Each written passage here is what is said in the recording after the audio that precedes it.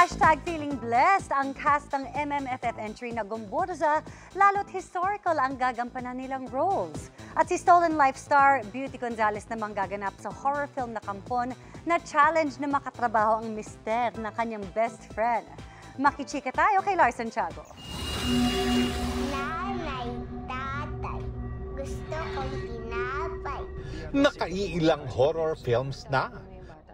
Tatay, gusto ko ng nanay.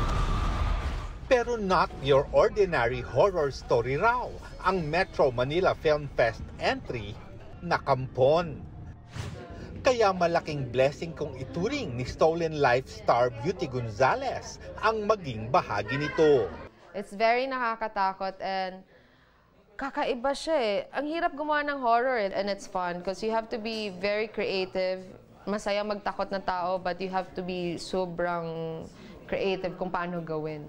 Tila mas naging challenge pa ang makatrabaho ni Derek Ramsey na mister ng best friend niyang si Ellen Adarna. Oh, awkwardly nice. I admire him that he didn't make me feel awkward on set.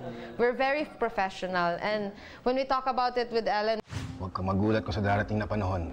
Feeling blessed din ang mga bida ng isa pang Film Fest entry na Gomburza. Sa edad niyang 77, masaya si Dante Rivero na ibinigay sa kanya ang papel ni Padre Mariano Gomez. Mahal ako ng Diyos. And I thank the Lord. Maraming salamat sa Kanya. Now, I'm still strong and I'm going strong. I hope na makagawa pa ako ng maraming pelikula. Dream come true naman para kay Enchong D, ang gumanap na Padre Jacinto Zamora. Laging tanong nila, ano pa yung dream role mo? Lagi kong sinasabi, historical or biopic. Binigay sa akin ng Diyos ng isang bagsakan. O ito, historical at biopic.